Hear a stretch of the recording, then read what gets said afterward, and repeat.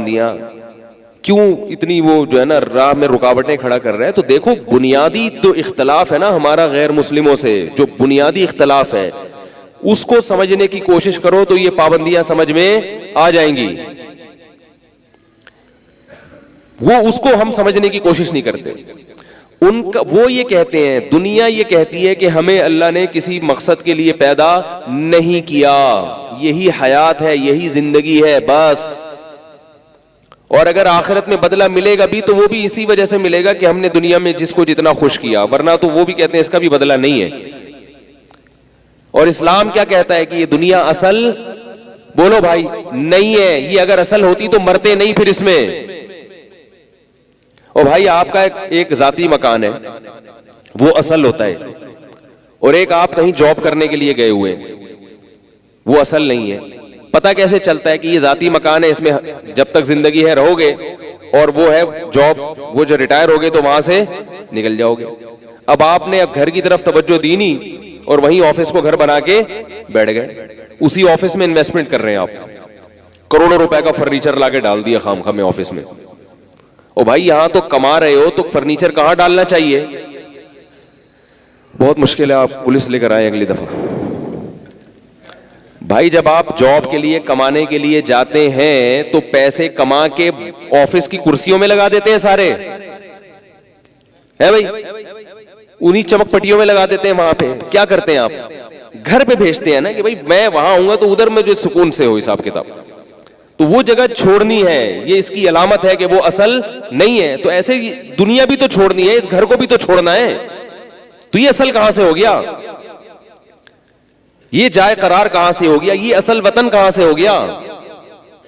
اصل وطن ہونے کے لیے ضروری ہے کہ آپ وہاں بیٹھ جائیں آ کے، وہاں سے آپ کو کوئی نکالنے والا نہ ہو. مجھے ایک بات بتاؤ، ایگزامینیشن ہال اصل ہے یا گھر اصل ہے؟ اب آپ ایگزامینیشن ہال میں آ کے بیٹھے، آپ کو کیا ہے پابندیاں لگ رہی ہیں کہ بھئی پیپر حل کریں، ادھر نہ دیکھیں، ادھر نہ دیکھیں، اوپر نہ دیکھیں، پیچھے نہ دیکھیں، کسی سے بات نہ کریں. پابندیاں ہوتی ہیں نا ایگزامینیشن ہال میں. لیکن آپ کی بنیادی ضرورتوں کو بھی پورا کیا جاتا ہے ساتھ ساتھ. بھئی پانی چاہیے آپ کو، اور کوئی بھی بنیاد، پنکھا نہیں چل رہا، پنکھا ہوگا تو چلے گا. کراچی میں تو جب ہم کر رہے تھے تو اس وقت تو کوئی پنکھا ونکھا تھا ہی نہیں وہاں. اب شاید پنکھے آ گئے ہوں. تو کچھ بھی بہرحال جتنا وہ بیچارے کر سکتے ہیں اتنا تو کرتے ہیں نا آپ کے لیے. تو آپ نے کیا کیا؟ آپ نے کہا یہ کیا ہے، یہ اتنی پابندیاں لگیں، ادھر نہیں دیکھو، ادھر نہیں دیکھو، پیچھے نہیں دیکھو، اور جناب کسی سے بات نہیں کرو. یہ کون سی پابندی ہے؟ میں نہیں مانتا اس کو. تو آپ سے کہیں گے کہ بھائی یہ ایگزامینیشن ہال ہے، یہ رہنے کی جگہ، یہ آپ کی نانی کا گھر. یہی کہتے ہیں نا، تمہاری نانی کا گھر نہیں ہے، کہتے ہیں نا یہ آپ کی نانی کا گھر. اور یہ بھی کہتے ہیں یہاں شادی میں آئے ہوئے ہو کیا؟ سنا ہوگا یہ ہے بھائی، شادی میں آیا ہوا ہے کیا تو تیری یہ ساری ضرورتیں یہاں پوری کریں. دعوت پہ بلایا ہوا ہے آپ کو، یہاں ولیمے پہ بلایا ہوا ہے کسی نے، تو نکلو یہاں سے. تو میں اپنے بچوں کو یہ بات کہتا ہوں بعض وقت، سردیوں میں اگر کبھی پنکھا کی ضرورت نہیں ہوتی نا، چھوڑے ابھی پھر بات سے بات نکل جاتی ہے. تو یہ شادی میں آئے ہوئے ہو، یہ کراچی کی زبان ہے، یہ یورپ والے نہیں سمجھیں گے. میں نے ایک دفعہ تھائی لینڈ میں بیان تھا نا، تو میں نے ایک کراچی کے محاورے میں ایک مثال دی بڑی زبردست. ایک آدمی کو ہنسی آئی، باقی سب چپ بیٹھے ہوئے. تو میں سمجھ گیا یہ کراچی کا ہے. میں نے کہا آپ کہاں سے؟ کہتے ہیں میں کراچی کا. میں نے کہا اس لیے آپ ہماری زبان سمجھ رہے ہو، باقیوں کو پتہ ہی نہیں ہم نے کیا کہا. تو حالانکہ وہ اردو سب جانتے تھے. تو اب کیا مسئلہ ہے کہ دیکھو ایگزامینیشن ہال میں بیٹھے ہوئے ہیں دائیں بائیں اتنی دیکھنے دے رہے آپ کو. تو وہ آپ کو کیا کہے گا؟ یہ تمہاری نانی کا گھر نہیں ہے، یہ تمہاری دادی کا گھر نہیں ہے. اب وہ جواب میں کہتا ہے کہ نہیں یہ تو میرا ذاتی گھر ہے، یہ تو میں یہاں جو مرضی کروں گا. تو وہ آپ سے کہیں گے بھائی 3 گھنٹے کا ٹائم ہے، اس کے بعد تمہیں یہاں سے نکال دیا جائے. اگر یہ تمہارا نانی کا گھر ہوتا یا تمہارے ابا کا گھر ہوتا یا تمہیں وراثت میں ملا ہوتا تو تمہیں یہاں سے نکالا نہیں جاتا. تو یہ بہت بڑی دلیل ہے کہ یہ اصل نہیں ہے. ہم اس کو اصل سمجھ رہے ہیں، اس لیے ہم چاہ رہے ہیں کہ سارے مزے جتنے بھی اٹھا سکتے ہیں اس دنیا میں اٹھا لیں. دیکھو اس دنیا کے اصل نہ ہونے کی ایک اور بہت بڑی وجہ یہ ہے کہ اس دنیا میں بہت کچھ غلط ہو رہا ہے لیکن اس کا بدلہ نہیں ملتا. میں نے ایک ویڈیو دیکھی چند دن پہلے، اس کو دیکھ کے میرا دل بہت زیادہ خراب ہوا. میں فیس بک یوز نہیں کرتا، کبھی کبھار جیسے کہیں جا رہے ہوں تو دیکھ لیتا ہوں فیس بک کا پیج کھول کے. اس میں کسی نے ایک ویڈیو شیئر کی تھی، بڑی دردناک ویڈیو. کہنے کو تو کچھ بھی نہیں تھا اس میں، لیکن وہ منظر جب دیکھتا ہے نا انسان تو اس کا دل تڑپ جاتا ہے۔ اس میں یہ بتایا کہ ایک بندر نے کسی کے کھیت سے تھوڑا سا پھل فروٹ کھایا، تو مالک نے کہیں دیکھ لیا اس بندر کو، تو بندر کو مارنا شروع کیا۔ اس پہ جس نے لیبل لگایا عنوان بڑا خوبصورت کہ کیا ایک جانور کا پھل چوری کرنے کی یہ سزا ہونی چاہیے، اتنی سخت سزا ہونی چاہیے۔ تو بندر کو اس طرح سے ڈنڈے سے پیٹ رہا ہے، اس کی ہڈیاں توڑ دی، اور وہ بیچارہ بھاگ نہیں سکتا، وہ اتنی مار کھائی اس نے، وہ ہل نہیں پا رہا، اور مارے جا رہا ہے مارے جا رہا ہے۔ بندر اپنی معصوم نگاہوں سے اس کی طرف دیکھ رہا ہے، ہاتھ جوڑ رہا ہے گویا بزبان حال کہ اللہ کا واسطہ مجھے معاف کر دے۔ بھئی تم نے مارنا ہی تھا، اس کے سر میں ڈنڈا مار کے اس کو ہلاک کر دیتے، یا گولی مار دیتے، یا چاقو مار دیتے۔ ڈنڈوں سے پیٹے جا رہا ہے، یہ بھی نہیں دیکھ رہا کہ یہ جانور ہے، یہ انسان نہیں ہے، اس کو کیا پتا کہ کہاں سے کھانا ہے کیا نہیں کھانا ہے، اس کو کیا پتا، اس کو تو بھوک لگے گی، جو چیز سامنے آئے گی کھا لے گا۔ ایسی سزا تو اس کو نہیں دی جاتی جو جان کر یہ جرم کر رہا ہو۔ میں سوچ رہا تھا دیکھو بے زبان جانور ہے، اس کو کوٹے جا رہا ہے، اس کی ہڈیاں توڑ دی اس نے، پھر بھی ہاتھ نہیں رک رہا، اس قدر ترس آ رہا تھا اس منظر کو دیکھ کے۔ تو یہ ظلم کیا انسانوں پہ نہیں ہوتا؟ کیا برما کے مسلمانوں پہ سے زیادہ ظلم نہیں ہوا؟ جب جانور پہ یہ ظلم دیکھ کر انسان کو ترس آئے گا تو انسانوں پر تو اس سے بھی زیادہ ظلم ہوتا رہا ہے اور ہو رہا ہے بے گناہ انسانوں پر۔ چھوٹے چھوٹے معصوم بچوں کو کیسے مارا جاتا ہے۔ احمد آباد کے مظالم آپ نے دیکھے ہوں گے، ان کی ویڈیوز آئی تھیں، فٹ پاتھ پر چھوٹے چھوٹے بچے ماں باپ کے بغیر پڑے ہوئے، ان کے ماں باپ کی لاشیں پڑی ہوئی ہیں، 3-3 4-4 سال کے بچے، ان کو نہیں پتا کہ ہمارے والدین کے ساتھ کیا ہو گیا۔ بچے کو کتنی محبت ملتی ہے باپ اور ماں کی طرف سے، اس کے والدین آپ نے اس کی نگاہوں کے سامنے چھین لیے۔ ایک مرتبہ کیا ہوا، 15-20 سال پرانی بات ہے، میں نے 2 بہن بھائی دیکھے، 7-8 سال کی ان کی عمر تھی، تو ہمارے کوئی دور کے جاننے والوں میں تھے۔ وہ بچے کیا کر رہے تھے، عجیب عجیب اسٹائل میں بات چیت کر رہے تھے، یعنی جیسے چھوٹا بچہ ہوتا ہے لیکن باتیں بہت بڑی بڑی کر رہا ہوتا ہے تو اچھا نہیں لگتا۔ پھر وہ یعنی بچے اگر بڑوں والی باتیں شروع کر دیں اور وقت سے پہلے یعنی ان کی مینٹل اپروچ زیادہ ہو جائے تو عجیب سا لگتا ہے کہ یہ کوئی نفسیاتی ان کے ساتھ کوئی مرض ہے، کوئی بیماری ہے۔ تو مجھے بتانے والوں نے بتایا کہ اصل میں یہ بچے ایسے اس لیے ہو گئے، ان کا دماغی توازن ٹھیک نہیں ہے، ان کے سامنے ان کے باپ کو قتل کیا ہے چھورے مار مار کے۔ کسی ظالم نے پیسوں کے چکر میں یا کوئی اپنے ذاتی جھگڑے میں بچوں کے سامنے ان کے باپ کو چاقو مار مار کے قتل کیا ہے۔ وہ ڈر اور خوف ان کے، ایک تو باپ سے محبت بھی ہوتی ہے، وہ خوف ان کے دماغوں میں بیٹھ گیا۔ تو اگر یہ دنیا اصل ہے پھر اللہ پہ الزام لازم آئے گا کہ اللہ ایسا دنیا میں ظلم ہوا اور ان ظالموں کو سزا نہیں ملی۔ دنیا میں سزا نہیں ملتی، اور ملتی ہے وہ بہت محدود ہوتی ہے۔ اب جس نے اس طرح اذیت کے ساتھ اس کو ہلاک کیا، اس کی سزا اسلام نے کیا بتائی ہے، قتل کرو اس کو، لیکن وہ قتل اذیت کے ساتھ تو نہیں ہوگا نا، گردن اڑائی جائے گی۔ وہ جو اتنے اضافی مارا اور وہ بچوں کی زندگی تباہ کی، اس کی بیوی کی زندگی تباہ کی، اس کے رشتہ داروں کی زندگی تباہ کی، اس کی تلافی ہو ہی نہیں سکتی۔ اور یہ ایک نہیں، ایسے لوگوں نے پتہ نہیں کتنے قتل کیے ہوئے ہوتے ہیں۔ ایسے واقعات بھی ہیں، جلتی کڑھائی میں انسانوں کو، زندہ انسانوں کو ڈالتی ہے۔ جانوروں کے ساتھ تو ہو رہا ہے، چائنا میں جاؤ تو پتہ چلے گا آپ کو کہ زندہ کتا اٹھا کے کڑھائی میں ڈال دیتے ہیں۔ کیا اس کی آواز نہیں کوئی سنے گا قیامت کے دن؟ کیا جس رب نے اس کتے کو پیدا کیا، کیا وہ اس کی آواز نہیں سنے گا؟ اس کا انتقام نہیں لے گا کہ اس کتے کو تم نے کھانا تھا، اس کو شوٹ کر کے بھی کھا سکتے تھے تم نے اپنی زبان کے چٹخارے لینے ہیں، تو زندہ کتے کو جلتی کڑھائی میں ڈالنے کا کیا تک بنتا ہے؟ کتنی اذیت ہے۔ تھوڑی دیر کے لیے خود کبھی آگ کے قریب جا کے دیکھیں آپ۔ لا يعذب بالنار الا رب النار۔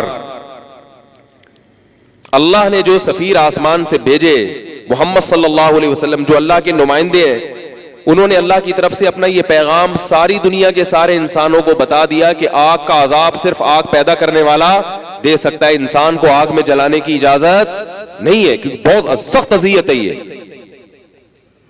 حدیث میں آتا ہے کہ ایک نبی کو ایک چیونٹی نے کاٹا، تو انہوں نے کیا کیا، وہ چیونٹیوں کا جو پورا گروپ تھا نا اس کو آگ لگا دی۔ اللہ نے آسمان سے وحی نازل کی کہ حلا واحدتن، کاٹا تو صرف ایک نے تھا، آپ نے باقیوں کو سزا کیوں دی؟ نہیں یاری میرا خیال ہے بات سمجھ۔ اللہ نے پیغمبر کو کیا کہا، تنبیہ کی، ڈانٹ لگائی۔ ایک چیونٹی نے کاٹا تھا اور سزا سب کو کیوں ملی ہے؟ تو جو چیونٹیوں کا حساب لے گا کیا وہ انسانوں کا حساب نہیں لے گا؟ چھوڑ دے گا ایسے ہی؟ تو دنیا میں بہت کچھ ہو رہا ہے, بڑے ظلم ہو رہے ہیں, اللہ کے ساتھ بھی ظلم ہو رہا ہے, اللہ کی مخلوق کے ساتھ بھی ظلم ہو رہا ہے. اللہ کے ساتھ سب سے بڑا ظلم دنیا میں کیا ہو رہا ہے جس کو لوگ ظلم سمجھتے ہی نہیں؟ اللہ کے ساتھ غیر کو شریک کرنا, یہ اللہ کے ساتھ ظلم ہے. ان الشرک لظلم عظیم. ہم ظلم صرف اس کو سمجھتے ہیں جس کے ظلم ہونے پر کوئی قانون بن چکا ہو عدالتوں میں, اس کو ہم سمجھتے ہیں کہ یہ ظلم ہے. جس ملک کی عدالت میں اگر کوئی قانون نہ ہو تو ہم اس کو ظلم نہیں سمجھتے. شرک کو کسی دنیا کی عدالت میں ظلم نہیں سمجھا جاتا. انڈیا میں شرک کو ظلم ہے, عدالت میں کوئی ہے کہ جو شرک کرے گا وہ ظالم کہلائے گا اور اس کی سزا اتنے مہینے اس کی جیل ہے دنیا میں کہیں بھی قانون نہیں ہے.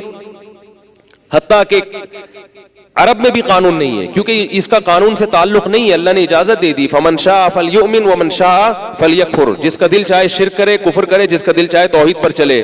انا اعتدنا جہنم للکافرین نزلا. لیکن فرمائے شرک ظلم ہے, میرے قانون میں اس کی اجازت نہیں ہے. دنیا میں اجازت ہے, تم بتوں کے سامنے جھکو یا اللہ کے سامنے جھکو, لیکن آخرت میں اس کی اجازت اللہ کے قانون میں اجازت نہیں ہے. تو اللہ نے جو آئین بنایا ہے, اللہ نے جو قانون بنایا, اس کی ایک دفعہ یہ بھی ہے کہ شرک اس کائنات میں سب سے بڑا ظلم ہے. سب سے بڑا ظلم کہ جس نے پیدا کیا تھا, تنے تنہا بنایا, کھلایا پلایا, تو آپ یہ نسبت کسی اور کی طرف کیوں کر رہے ہو؟ اس میں شرکت کیوں کر رہے ہو؟ باپ اپنے باپ ہونے میں شرکت برداشت کرتا ہے کہ کوئی میری اولاد میں کوئی میرے جیسا سلوک کسی دوسرے کے ساتھ بھی کرے؟ اس کی مثال ایسے ہے, دیکھو باپ نے اپنے بیٹے سے کہا یہ کام کرو, بیٹا نہیں کر رہا, دوسرے نے آ کے کہا کرو, کرنا شروع کر دے. باپ کو غصہ آئے گا کہ میرے کہنے سے تو کر نہیں رہا تھا, اس کے کہنے سے کیوں کیا؟ غضب آئے گا کہ نہیں آئے گا؟ کتنا زیادہ غضب آئے گا. تو اسی طرح اللہ کو بھی بہت زیادہ غضب آتا ہے. اور یہ آج کل ہو رہا ہے نوجوانوں میں, باپ اگر کسی بات کا حکم دے رہے ہیں نہیں مان رہے, کوئی دوست کہہ دے گا تو کر لیں گے. یہ بہت افسوس کی بات ہے بھائی. سب سے پہلے کس کو ترجیح دینی چاہیے؟ یاد رکھو, شریعت میں اطاعت کے معاملے میں شریعت نے باپ کو ماں پر بھی ترجیح دی ہے. حسن اخلاق میں ماں کا حق 3 گنا زیادہ ہے, اچھے اخلاق سے ماں سے بات کرنی ہے 3 گنا زیادہ. لیکن اطاعت میں باپ کا حق ماں سے زیادہ, کیونکہ سربراہ گھر کا کون ہے؟ شادی بیاہ میں کس کی چلے گی؟ باپ کی چلے گی. نہیں آ رہی میرے غالب بات؟ لوگ کیا کہتے ہیں, امی نے کہا ہے, ابا نے کیا کہا ہے, پہلے اس کو فالو کرو. کیونکہ نکاح اور اس طرح کے اہم معاملات میں آپ صلی اللہ علیہ وسلم نے مردوں کو عورتوں پر ترجیح دی ہے. اور خواتین کو یہ چاہیے کہ وہ بچوں کے باپ کے مقابلے میں رکاوٹ نہ بنے, اس سے گھر کا ماحول خراب ہوگا. ایک ملک میں 2 متوازی حکومتیں چل سکتی ہیں؟ نہیں چل سکتی. اس کائنات میں بھی اللہ فرماتے ہیں لو کان فیہما آلہۃ الا اللہ لفسدتا. اللہ کے علاوہ اگر اور بھی کوئی معبود ہوتا تو اس کائنات کا نظام تباہ ہو جاتا. تو اسی طرح گھر میں اگر ایک سے زیادہ سربراہ ہوں گے تو گھر کا نظام, بولو بھائی, تباہ. اس لیے گھر کا سربراہ کون ہے؟ باپ کو بنایا. 2 سربراہ نہیں ہو سکتے, ماں سربراہ نہیں ہے. ہاں, ماں باپ کے بعد سربراہ ہے. باپ کے بعد پھر کس کی اطاعت ہوگی؟ پھر ماں کی اطاعت ہوگی. تو یہ باتیں میں کرتا ہوں تو بعض خواتین کے اعتراضات آتے ہیں کہ خواتین کے حقوق بیان نہیں کر رہا. تو بھائی میں وہ حقوق بیان کروں گا جو اللہ اس کے رسول نے دیے ہیں, وہ والے تھوڑی بیان کروں گا جس سے آپ کے گھر کا نظام سارا برباد ہو جائے, سارا سسٹم تباہ ہو جائے. بیٹی کی شادی کا ولی کون ہے؟ باپ ہے. باپ کو اجازت ہے, وہ کرے گا اس کا نکاح. باپ نہ ہو تو دادا ہے, دادا نہ ہو تو بھائی ہے, ماں کسی بھی درجے میں نہیں ہے. کوئی وجہ تو ہوگی نا, اسلام نے ایسا حکم دیا. بچی جب جوان ہو جائے تو اس کے نکاح کا کنٹرول کس کے ہاتھ میں ہے؟ باپ. باپ نہ ہو تو دادا, دادا نہ ہو تو, سبق یاد کر لیں, بھائی. بھائی نہ ہو تو چچا. ماں کا نہیں آ رہا کہیں بھی. بھائی نہ ہو تو چچا, چچا نہ ہو تو چچا زاد بھائی. کیوں؟ مردوں کو پتا ہوتا ہے کہ کہاں شادی کرنی ہے, کہاں نہیں کرنی. تجربہ ان کا زیادہ ہے, ان کو ٹوپی کرانا مشکل کام ہے. اور خواتین کی طبیعت میں نرمی ہے, اللہ کا بنائے ایک نظام ہے, اللہ نے ان کو نرم طبیعت کا پیدا کی. کوئی بھی چکنی چپڑی باتیں کرے گا وہ شیشے میں اتار لے گا ان کو. اور ایسا ہو رہا ہے, چکنی چپڑی باتیں کرے گا. میں تو آپ کے بس ہر وقت پاؤں میں بیٹھا رہوں گا. آپ کی بیٹی کو میں, وہ ہے نا کہ وہ پوچھیں گے بیٹا کماتے کیا ہو؟ کمانے ومانے کو چھوڑیں آنٹی, کمانے کو چھوڑیں. ایسی ٹوپیاں ہو رہی, کمانے کو چھوڑیں آنٹی. بہت کماتا ہوں, اللہ کا دیا بہت کچھ ہے, دکان ہے میری ٹرانسپورٹیشن کی, ٹرانسپورٹیشن کا میرا بزنس ہے ذاتی. ایک صاحب آئے, وہ ہمارے کسی رشتہ دار خاتون سے نکاح کرنا چاہ رہے تھے, تو ان کی والدہ نے مجھے انکوائری کے لیے بھیج دیا کہ اس کو ذرا لیبارٹری ٹیسٹ کرواؤ اس کا کہ یہ کیا کما رہا ہے, یہ باتیں جو کر رہا ہے یہ صحیح بھی ہے یا نہیں. تو میں نے کہا کیا بزنس ہے آپ کا؟ کہہ رہے ہیں ٹرانسپورٹیشن کا کام ہے. ایک تو ہم مولوی, ہمیں کیا پتا ٹرانسپورٹیشن سے اتنا تو سمجھ میں آ رہا تھا کہ ٹرانسفر کی جا رہی ہے. میں نے کہا شاید کوئی کنٹینر ان کے بیرون ملک جاتے ہوں, یہاں سے وہاں, جاپان سے گاڑیاں ادھر ٹرانسفر کرتے ہوں اور ادھر سے ادھر. میں نے کہا وہ کہہ رہے بہت اللہ کا شکر ہے ٹھیک ٹھاک آمدنی ہے, حیدری میں گھر ہے, تو ایسا تھوڑی ہے یار, کچھ تو ہوگا نا. میں نے کہا یار اپنا آفس مجھے بتا دیں, میں آنا چاہتا ہوں. تو میں چلا گیا ٹرک اڈے میں. ان کا کام کیا تھا؟ ٹرانسپورٹیشن کا. یہاں سے مال اٹھا کے ٹرک میں رکھا, جو ٹرک میں مال اٹھایا وہ یہ ٹرانسپورٹیشن ہو رہی ہے, یہاں سے وہاں, وہاں سے. غلط کام نہیں ہے, مزدوری ہے, حلال مزدوری ہے, لیکن جھوٹ تو نہ بولو بھائی. وہ ایک آدمی چلا گیا نا رشتہ لینے کے لیے کہیں, تو لڑکی کے باپ نے پوچھا بیٹا آپ کا کام کیا ہے؟ اس نے کہا لکڑ دا کام ہے. لکڑ دا کام ہے, لکڑیوں کا بزنس ہے. انہوں نے کہا لکڑیوں کا بزنس ماشاءاللہ آپ کا کیا کرتے ہیں, یعنی آپ کیا ہے لکڑیوں کے, جنگل سے لکڑیاں ایکسپورٹ کرتے ہیں یا کیا کرتے ہیں؟ اس نے کہا بتا تو دیا نا, لکڑیوں کا اپنا ذاتی بزنس ہے, ذاتی بزنس ہے لکڑیوں کا, اللہ کا شکر ہے ٹھیک ٹھاک آمدن ہے. بھائی لکڑیوں کی کھڑکیوں کا کام ہے, کیا کرتے ہو اللہ کے بندے؟ الماریاں بیچتے ہو, فرنیچر بیچتے ہو, کیا کرتے ہو؟ بول دیا لکڑیوں کا کام ہے. جب زیادہ فورس کیا تو کہا کہ جامع مسجد کے باہر مسواکیں بیچتا ہوں. جامع مسجد کے باہر مسواکیں بیچتا ہوں. تو خیر کیا بات چل رہی تھی؟ تو میں یہ عرض کر رہا تھا کہ اس دنیا میں بڑے بڑے ظلم ہیں. سب سے بڑا ظلم کیا ہے؟ اللہ کے ساتھ غیر کو شریک کرنا. تو یہ تو اتنا بڑا ظلم ہو رہا ہے, جس نے بنایا اس کے ساتھ کبھی نبی کو شریک کر دیا, کبھی یا رسول اللہ مدد, کبھی یا علی مدد, کبھی یا غوث اعظم مدد, کبھی جناب قبر پہ جا کے سجدہ کر رہے ہو. اللہ کہے گا تمہاری طرح کے انسان ہیں, اموات غیر احیاء, مردہ ہیں, زندہ نہیں ہیں. وما یشعرون ایان یبعثون, ان کو تو یہ بھی نہیں پتا کہ قیامت کب آئے گی. یہ تمہاری حاجت روائی کریں گے, اس خدا کے در کو چھوڑ کر ان کے پاس جا رہے ہو. بہت دن ہو گئے عاملوں کی میں نے کھچائی نہیں کی ہے, تھوڑا سا عاملوں پہ بھی تڑکا لگا دوں. ایک صاحب کا فون آیا کہ ایک عامل نے میرے یوں کر کے مٹکا نکالا. وہ بیچارے کرائسس میں آئے ہوئے تھے, پریشانیوں میں مبتلا تھے. تو وہ عامل ایسے کہ اس کے پاس انڈیا کے بڑے بڑے اداکار جاتے ہیں. یہ بھی انداز لگاؤ کیسے کیسے لوگ بیوقوف بن رہے ہیں دنیا میں. اور اس عامل کے پاس جاتے ہیں, اور بعض علماء بھی جاتے ہیں اس کے پاس. تو وہ عامل جو ہے نا اتنا وہ جناب اس نے یوں شعبتیں ہوتے ہیں, نظر کے دھوکے ہوتے ہیں. مٹکا نکالا تو اس پہ لکھا ہوا ہے یہ جادو نکلا, پتلا نکلا, سوئیاں نکلی.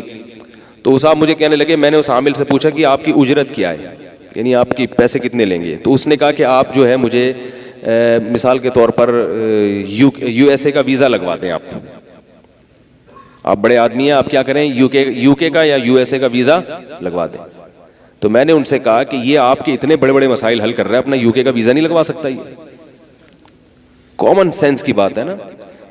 تو جو مشرکوں میں مشرک کی جیسے عقل نہیں ہوتی نا, ایسے ہی عاملوں کے پاس جانے والوں کی بھی عقل نہیں ہوتی. عقل سے خدا کی قسم پیدل ہوتے ہیں. یہ نیک تو ہو سکتے ہیں مگر عقل مند نہیں ہو سکتے, عقل مند نہیں ہوتے, یہ پیدل ہوتے ہیں بالکل عقل سے. تمہاری ساری مشکلات کا حل اللہ کے گھر میں. اور یہ جو کہ جادو ہو گیا, نبی پر بھی ہو گیا تو ہم پر بھی ہو سکتا ہے. نبی پر جادو کیوں ہوا وہ میں بتاتا ہوں, کہ وہ اس لیے اللہ نے ہونے دے دیا نبی صلی اللہ علیہ وسلم پہ جادو, تاکہ لوگ آپ کو جادوگر نہ سمجھیں. باقی ابو بکر پہ کیوں نہیں ہو گیا, حضرت عمر پہ کیوں نہیں ہو گیا جادو؟ سے اندھی لگ رہی ہے جو بیٹھے, جس پہ آپ کے کاروبار روک دے, آپ کی شادی روک دے, آپ کے بچے روک دے. یہ ایسا نہیں ہوتا, ایسا نظام نہیں اللہ نے بنایا کہ نظام عالم ہی برباد ہو جائے. کام کرو کام, اور استخارے نہ نکالو. جہاں عاملوں کو رگڑتا ہوں میں استخاروں کو بھی رگڑتا ہوں, جو ناجائز استخارے ہیں. استخارے میں کچھ بھی نہیں نکلتا. اگر کچھ نکل رہا ہے تو آپ کا اپنا دماغی تخیل ہے, وہ خامخواہ کی پریشانی ہے جو خواب میں بن کے آ جاتی ہیں سامنے. استخارے کا مفہوم وہ نہیں ہے جو آج جہلا میں رائج ہو چکا ہے. استخارہ دعا ہے, اللہ بہتر ہے تو مقدر کرا دے, بہتر نہیں ہے تو ہٹا دے, بس. اس کے بعد رکنا نہیں ہے کہ دیکھو کوئی سگنل مل رہا ہے, کام کرو فوراً جو سمجھ میں آ رہا ہے. سمجھ میں نہیں آ رہا تو استخارے میں اچھا خواب آئے پھر بھی نہیں کرنا. سمجھ میں آ رہا ہے تو استخارے میں نیگیٹو خواب آئے پھر بھی کرنا ہے, کیونکہ شریعت کہتی ہے گراؤنڈ ریئلٹی کو دیکھ کے فیصلہ کرو, خوابوں کو دیکھ کے فیصلہ نہیں کیا جاتا. کیسے سمجھائیں یار, اس پہ تو آرمی بلانی پڑے گی.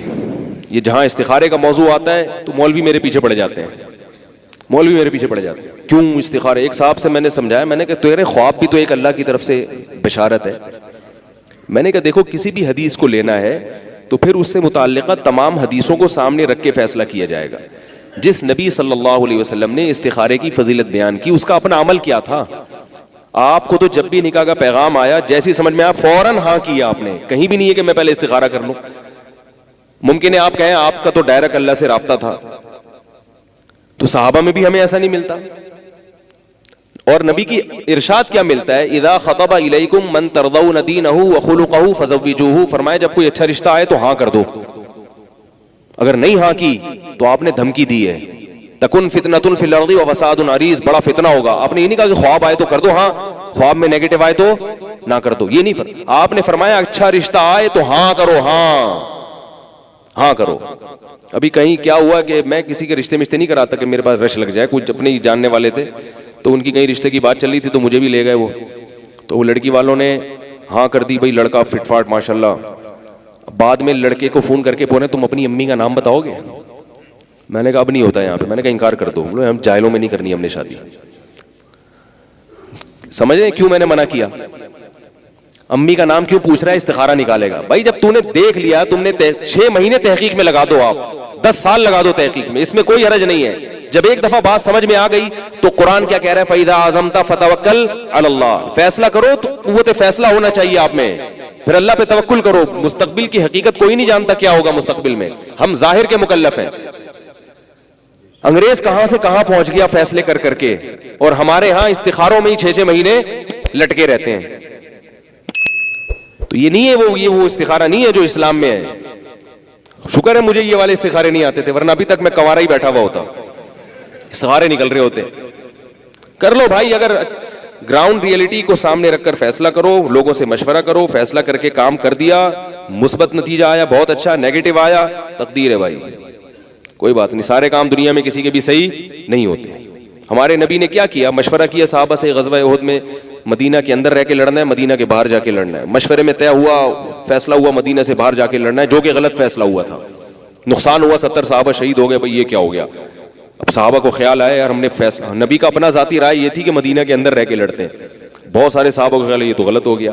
تو اللہ نے کیا نبی سے فرمایا کہ صحابہ کو ڈانٹیے نہیں, فرمایا کہ شاورہم فی الامر, آئندہ بھی مشورہ لیں. فَإِذَا عَزَمْتَ فَتَوَكَّلْ عَلَى اللَّهِ, مشورے کے بعد جب ایک رائے قائم ہو اللہ پہ توکل کریں. نفع فائدہ اور نقصان کس کے ہاتھ میں ہے؟ اللہ کے ہاتھ میں. روتے تھوڑی رہیں گے ہائے یہ تو اس نے بولا تھا, اس نے. ہمارے یہاں کیا ہوتا ہے, یہ اس نے مشورہ دیا تھا یہاں شادی کرو, یہ ہے نا, یہ مجھے تو فلاں نے بھی منع کیا تھا, فلاں نے بھی منع, انہوں نے بتایا تھا. یہ جب بتایا تھا تو آپ نے آنکھ بند کر کے تھوڑی کر لی تھی, آپ نے خود بھی تو غور کیا تھا نا.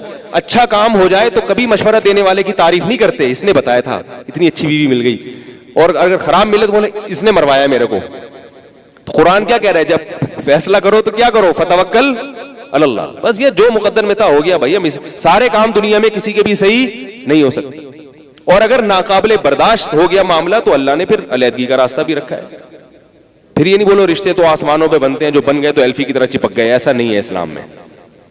اسلام میں محبت سے رہو, نہیں رہ سکتے تو محبت سے, اس کو بھی لوگ بہت برا سمجھتے ہیں. علیحدگی بھی محبت سے ہونی چاہیے. ہم خود بعض دفعہ کرنا نہیں ہے یہ کام آپ نے جا کے کہیں علیحدگیاں شروع کر دے, بہت زیادہ آپس میں ایک دوسرے کو گلا گھونٹ رہے ہیں, ناخن سے نوچ رہے ہیں ایک دوسرے کو, بندوقیں نکل رہی ہیں. ایسی صورت میں شریعت نے کیا کہا, بھائی محبت سے علیحدگی اختیار کرو. تو اس میں لوگ کیا کہتے ہیں, نہیں بھائی جو ہو گیا نہیں ہو گیا, نہیں ایسا نہیں ہے. تو میں یہ کہاں سے کہاں بات چلی گئی, تو میں بھائی عرض کر رہا تھا آپ سے کہ جو دنیا میں جو لبرل طبقہ ہے وہ لائف کو چاہتا ہے کہ بس انجوائے کرو. ہم کہتے ہیں کہ انٹرٹینمنٹ کی بھی کوئی لاجک ہوتی ہے, کوئی وجہ ہوتی ہے. سال جب ختم ہوتا ہے تو خوشی کا موقع نہیں ہے, غم کا موقع ہے. یہ غم کا موقع یہ کہ آپ کی زندگی کم ہو گئی. ہمارے اکابر کا یہ طرز تھا, ہمارے حضرت فرمایا کرتے تھے جب سال تبدیل ہوتا ہے اور میں تاریخ چینج کرتا ہوں تو میرا قلم ہل جاتا ہے, دہل جاتا ہے دل. اب مثال کے طور پر 2017 ہے, اب 2 दिन के बाद आप डेट में क्या लिखेंगे? 2018। दिल दहल जाना चाहिए, ये क्या हो गया भाई, इतनी जल्दी 2015 खत्म हुआ, 2016 खत्म हुआ, 2018। अब आप में से किसी की मौत अगर 2020 में लिखी हुई है तो वो इशारा है कि बेटा 2017 भी गया, अब कितने रह गए? 2 साल रह गए, और आप पटाखे वाला ठा ठा ठा बड़े मजे बना। जनाजे की चारपाइयां तैयार हो रही हैं आपके लिए, गुसल कफन का इंतजाम हो रहा है, कब्र तैयार खुद रही है, तो अब आने वाले हो 2-3 साल में, 5-6 साल में, और आप क्या कह रहे हो? हैप्पी न्यू ईयर, गले मिलो। ये उन लोगों के काम है जो दुनिया जिनकी बेमकसद है, उनके हयात और जिंदगी का कोई मकसद नहीं है, वो लाइफ को बस किसी भी तरह से एंजॉय करना है, उन्होंने वो वैसे ही एंजॉय करना है, बस करो एंजॉय। अब ये 25 दिसंबर ये हजरत ईसा का यौम पैदाइश थोड़ी है, तो खुद पादरी कहते हैं कि यौम पैदाइश नहीं है, लेकिन कहते हैं अगर लाइफ को हम एंजॉय कर रहे हैं, उनका सेलिब्रेट कर रहे हैं, तो क्या हो रहा है? ठीक है, वो तो करें, उनको, वो उनका मजहब है, हमारा तो एक मजहब है भाई, हमें तो अल्लाह ने एक मकसद दे के भेजा है, हम तो उससे नहीं हटेंगे। हमें सेलिब्रेट करने के लिए अल्लाह ने 2 ईदें दे दी, किसी कौम की 2 ईदें नहीं होती हैं, हमें अल्लाह ने 2 ईदें दे दी, हमें हलाल में अल्लाह ने ज्यादा वुसअत दे दी है, और उसको सेलिब्रेट करने का तरीका भी बता दिया कि भाई ऐसे करना है, इसको नमाज पढ़नी है, उसमें फिर आप रिश्तेदारों से मिलें, जो भी है उसमें भी ठाठ आप ये सब चीजें उसमें भी नहीं है, शराब कबाब नहीं है उसमें, और वो मौका भी ऐसा रखा कि उसमें शराब कबाब हो ही नहीं सकता। 1 महीना रमजान के रोजों के इबादत से इंसान का दिल मुनव्वर हो चुका होता है, उसका वैसे ही दिल चाह रहा होता है कि मैं काफी लोग तो इस गुनाहों से तौबा कर चुके होते हैं। क्या खूबसूरत मजहब है इस्लाम के, उसने जो खुशी के त्यौहार दिए, उन त्यौहारों के लिए दिन की जो सिलेक्शन की है, उन दिनों में जिना और शराब कबाब की तरफ ज़हन नहीं जाता, उसमें कमी आती है शराब कबाब में, क्योंकि 1 महीना तरावी और रोजे रखने के बाद अचानक इंसान, इतने तो लोग हमने देखे कि फिल्म देखने चले जाएं, इतने ज्यादा आजाद नहीं होते कि शराब कबाब के, उनको थोड़ा सा इत्काफ का ख्याल आ रहा होता है, बल्कि बहुत से तो फिल्मों से भी तौबा कर चुके होते हैं कि भाई 1 महीना इबादत की है, 1 महीना अल्लाह के लिए रोजा रखा है, अब शराब पीना शुरू कर दें ईद के दिन। और बकरीद में क्या करते हैं हम? इब्राहिम अलैहिस्सलाम की याद ताजा करते हैं, वो भी इबादत है, उसकी भी एक बरकत है, उसका भी एक नूर है। जबकि आप हैप्पी न्यू ईयर मनाते हैं, इसमें नूर और बरकत की कोई चीज नहीं है, इसी वजह से इसमें फौरन ज़हन शराब और जिना की तरफ जाएगा, फौरन शराब और जिना की तरफ जाएगा। इसलिए मौलवियों को तकलीफ होती है कि आप इसको सेलिब्रेट ना करें, खाम में पेट में मरोड़ नहीं है। और ये भी याद रखो, लोग जो कहते हैं ना मौलवी लोग कबाब में हड्डी बने हुए, हम किसी की कबाब में हड्डी नहीं है, आपने अगर फिर भी सेलिब्रेट करना है तो आप करें, क्या ख्याल है? हमारे अड़ोस पड़ोस में सब जगह फायरिंग होती है, ठाठू होता है, हमने तो कभी नहीं उठ के कहा ये तबलीग वाले कोई बंदूकें लेके आए, वो कौन है भाई, किसने किया है, कभी देखा आपने? भाई क्या बता ही रहे हैं ना, वो बता रहे हैं, मान ले ठीक है, नहीं माने तो भी ठीक है, हिसाब लेने वाला कौन है? अल्लाह है। लोग मुझे कहते हैं वो भी गलत हो रहा है, वो भी गलत हो रहा है, मैं कहता हूँ भाई हम पुलिस में नहीं है, मैं अगर SHO होता महल्ले का, फिर मैं कहता नहीं हो सकता, जब मेरा मनसब ही नहीं है, मैं पुलिस में नहीं हूं भाई, जो जिसका मनसब है वही काम। जैसे लोग मुझे फोन करके हकीमी टोट के पूछ रहे होते हैं, हजरत मेरी वालदा को बहुत ज्यादा शुगर है, आप उसको बता दें, मैं कहता हूँ भाई मैं को हकीम थोड़ी हूँ, कह रहे नहीं वो आप बड़े सेहत के नुस्खे बताते हैं, वो तो वैसे ही चंद जो मालूमात है वो शेयर कर लेते हैं। तो डॉक्टर की फील्ड डॉक्टर के पास है, हकीमों की फील्ड हकीमों के पास है, और डंडे का शोबा किसके पास है? पुलिस के पास है। जबान से नसीहत ये शोबा किसके पास है? हमारे पास है। तो हम वो काम करेंगे जो हमारे बस में।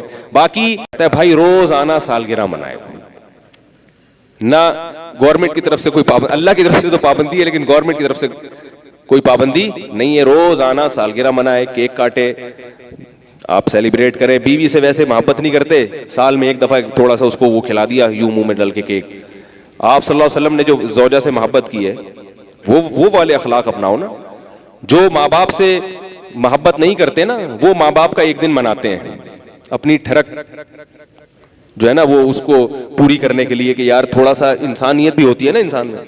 मैं मलेशिया गया तो हमारे जो मेज़बान थे उनके पड़ोस में कोई चाइनीज़ रहते थे। उन्होंने बताया कि यहाँ 2 बूढ़ी चाइनीज़ ख़वातीन रहती हैं और साल में एक आध दफ़ा इनका कोई आल औलाद इनसे मिलने के लिए आता है और बस थोड़ा बहुत चिंग पोंग किया और वहाँ से समझ में तो आता नहीं वो चाइनीज़ ज़बान में। और कह रहे कई बार देखा है कि ये यहाँ बालकनी में बैठ के ये रो रही होती हैं दोनों बुड्ढी, कोई खिदमत करने वाला नहीं। इन्होंने भी लाइफ को जवानी में बहुत इंजॉय किया होगा, बहुत इंजॉय किया होगा। कोई पर्दा वर्दा नहीं है। ये जो हमारी ख़वातीन बेचारी पर्दे की पाबंदियाँ हैं, फिर नाखून काटने हैं, फिर आईब्रोज नहीं बनानी है, फिर शोहर की इताअत करनी है, सबसे मुश्किल काम। شوہر کا احترام کرنا ہے. اس کا وہ کہتی اس کا احترام کرنا ہے, اس کا احترام, چلو اطاعت بھی سمجھ میں آتی ہے, احترام کرنا ہے. اگر کبھی اس کو غصہ آ جائے تو اللہ کی خاطر برداشت کر لینا, اس سے اپنا گھر بھی بچا رہے گا اور اللہ بھی خوش ہو جائے گا. بہت مشکل کام. تو اب وہ دیکھو وہ ساری وہ انہوں نے لائف کو انجوائے کیا, ان بوڑھی خواتین نے کتنا زبردست انجوائے کیا, جوانی گزاری ہوگی نائٹ کلبوں میں, شراب کباب میں, ایک آدھ بچہ بھی پیدا ہو گیا ان کا, بچہ نہیں پوچھنے آ رہا. وہ پڑوسیوں کو ترس آ رہا ہے, کہہ رہے میں اس لیے ڈرتا ہوں کہ میں اگر جا کے ان کی خدمت پوچھوں گی پولیس ہی نہ آ جائے کہ تو کون ہوتا ہے بھائی ان کی رکھوالی کرنے والا. تو بوڑھی پڑی ہوئی ہیں, کب مر جائیں, کب کوئی جنازہ ان کا بدبو آئے گی تو پتہ چلے گا کہ اندر میت ہو گئی ہے. تو بھائی لائف کو انجوائے ہم جو محدود کرتے ہیں, اور حقیقی انجوائے وہی ہے جو اسلام نے بتایا. اگر آپ ان پابندیوں پہ آ جائیں تو زندگی کا مزہ دوبالا ہو جائے گا, جینے کا مزہ آئے گا. جب جو آدمی زنا سے بچتا ہے اس کو بیوی سے محبت ہوتی ہے کہ نہیں ہوتی, اس کا گھر اچھا ہو جاتا ہے, پھر بچوں سے محبت ہوتی ہے, بچوں کو ٹائم دیتا ہے, یہ بھی اپنا ایک لطف ہے. جو آدمی شراب سے توبہ کرے تو پھر اس کو دودھ میں مزہ آئے گا. دودھ تو پیتے نہیں, ہمارے فرمایا کرتے تھے گناہوں کا وبال ہے کہ دودھ چھڑا کے لوگ اللہ نے کس پہ لگا دیا, چائے پہ لگا دیا ہے. ٹھیک ہے, لسی چھڑا کے کس پہ لگ گئے ہیں, جس میں نہ غذائیت ہے, نہ طاقت ہے, نہ توانائی ہے. دودھ پینے سے چہرہ فریش ہو جاتا ہے انسان کا, معدے کی تیزابیت ختم ہوتی ہے, ہڈیاں مضبوط ہوتی ہیں. اور لگ کس پہ گئے ہیں, سب صبح شام چائے بھر بھر کے کڑک کڑک سی. چلو وہ بھی غنیمت ہے, شراب سے تو بہتر ہے, کوئی حرام نہیں ہے چائے. یہ نہ سمجھیں کہ کوئی بزرگ چائے پی رہے ہو تو آپ ان سے کپ لے لیں, چائے بھی جائز ہے, لیکن حرام جس کو چرس کا مزہ ہو تو پھر وہ کہاں اس کو شہد میں مزہ آئے گا. تو جب حرام سے بچتا ہے انسان, گناہوں سے بچتا ہے, تو حلال میں اللہ اس کو لذت عطا فرما دیتا. فجر کی نماز میں اٹھنے میں تکلیف تو ہوتی ہے, لیکن جب اٹھ کے وضو کر کے انسان کھڑا ہوتا ہے کتنا مزہ آتا ہے, کتنا سکون ملتا ہے. ایک چھوٹا سا واقعہ سنا کے اپنی بات ختم کرتا ہوں. کوئی پشتو فلم کا کوئی اداکار تھا, مجھے اس کا نام ذہن میں نہیں ہے, ہمارے ایک عالم مولوی صاحب ہیں, انہوں نے بتایا کہ وہ تبلیغی جماعت میں آئے ہوئے تھے, اس کے سیروزے کی جماعت میں نکلا وہ اداکار. تو انہوں نے پوچھا بھائی تم تو فلموں میں آتے تھے, تم ادھر کیسے آ گئے؟ تو اس نے بتایا اپنا واقعہ, کہہ رہے میں ہمارا کوئی میوزیکل شو تھا یا کوئی شوٹنگ تھی, تو پوری رات ہم ڈانس ناچ گانے میں لگے ہوئے ہیں, اور وہی جو ان کا ہوتا ہے ساری رات میوزک, ساری رات کوئی گانے کی ریکارڈنگ ہو رہی تھی. تو کہہ رہے ہیں کہ ایک دن مسجد سے قریب میں مسجد سے اذان کی آواز آئی. یہ اسلامی ملک میں رہنا بھی بہت بڑی اللہ کی نعمت ہے. یہ فضاؤں میں جو اللہ کے نام کی آوازیں ہیں, یہ آپ کو دوسرے ملکوں میں, اور جس کو اللہ سے محبت ہوتی ہے نا اس کو اللہ کا نام فضا میں گونجتا ہوا اچھا لگتا ہے. بعض دفعہ ایسے ہوتا تھا کہ جیسے خاموشی ہے چاروں طرف, دوپہر میں نا وہاں ہمارے دارالفتہ میں سب طلبہ سو جاتے تھے, بالکل خاموشی ہوتی تھی. تو مؤذن کی جیسے ہی اذان شروع ہوتی تو وہ خاموشی ختم ہوتی تھی. تو مجھے یاد ایک دفعہ مؤذن نے اذان دی تو ہمارے حضرت کی آنکھوں سے میں آنسو آئے, اور اوپر سے اتر کے نیچے آئے صرف اذان سننے کے لیے. اتنا اچھا لگ رہا تھا کہ سب خاموش ہیں, اور سب سے پہلے فضا میں نام کس کا بلند ہو رہا ہے. فجر کی اذان میں بڑا مزہ ہے, سب خاموشی ہوتی ہے, ایک دم اللہ اکبر کی صدا, اللہ اکبر کی صدا فضا میں گونجتی ہے.